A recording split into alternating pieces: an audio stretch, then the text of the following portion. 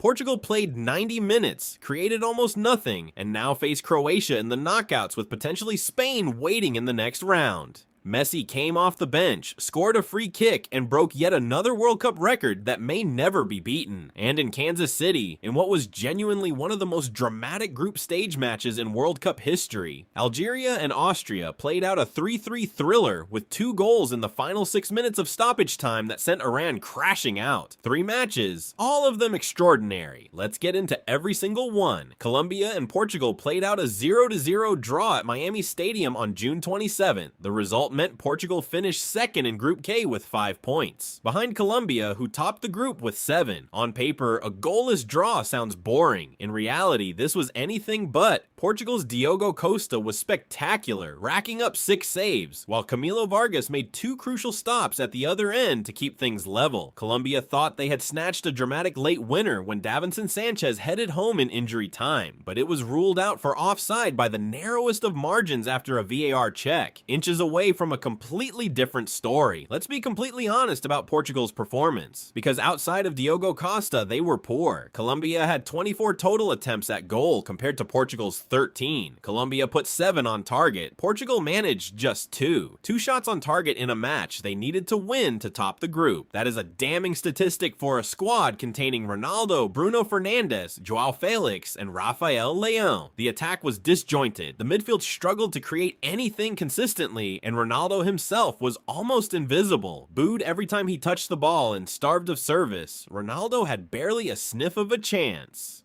His one shot on target was a long-range free kick that went straight to the goalkeeper. Portugal's manager Roberto Martinez admitted it himself after the match. "We gave Colombia the match they wanted. We needed to win, but we have to respect Colombia. They're a top-tier team." The truth is, Portugal haven't looked like a cohesive, well-functioning team yet at this tournament. Individual brilliance? Yes. A system that works? Not yet. And now, here's the part that should genuinely worry Portugal fans. Because of finishing second, their World Cup just got significantly harder. Portugal now face Croatia in Toronto on July 3rd. A Croatia side that still has Luka Modric pulling strings and knows exactly how to grind out results in knockout football. But if Portugal get past Croatia, what's waiting? Potentially Spain in the last 16, the reigning European champions, the same Spain side that just topped their group and looked composed even in their ugliest win against Uruguay. And beyond that, on the other side of the bracket, Argentina, Lionel Messi, the reigning World Cup champions. Think about what that means. A potential Portugal versus Argentina final, Ronaldo versus Messi on the absolute biggest stage in world football one last time. That possibility is already being discussed, and it could genuinely break the internet if it happens. But Portugal have to actually get there first, and based on what we've seen in the group stage, that is far from guaranteed.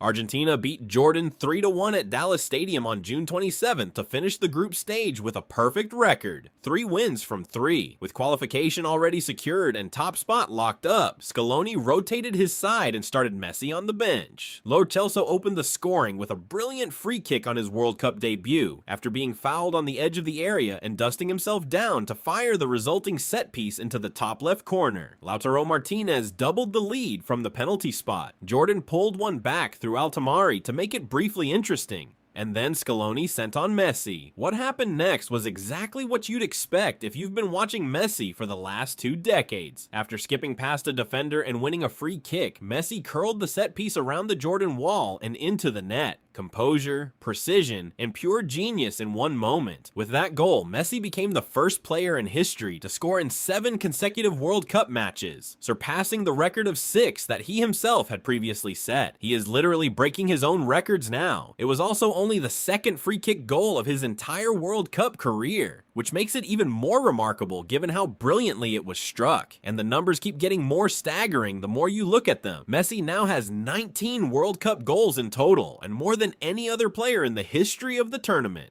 He arrived at this World Cup with fitness concerns, having struggled with injuries at Real Betis all season. He started the game on the bench, and he still found a way to make the match about him in the most beautiful way possible. As one report put it perfectly, but in a meaningless match, Messi still needed to add to his legacy. That tells you everything about who this man is. Argentina now face tournament debutants Cape Verde in the round of 32, scheduled for July 3rd at Hard Rock Stadium in Miami. On paper, it's the most comfortable possible draw draw for the reigning champions, but Scaloni will be cautious. Upsets happen in knockout football, and Cape Verde have already shown at this tournament that they belong on this stage. Argentina are heavy favorites, but after what we've seen at this World Cup already, nobody should be taking anything for granted. Now this is the match of the day, possibly the match of the entire group stage. Algeria versus Austria finished 3-3 in Kansas City, but to understand why this match meant so much, you need to know one thing. At the 1982 World Cup, Austria and West Germany played out a convenient result that eliminated Algeria, a match that went down in history as the Disgrace of Gijón.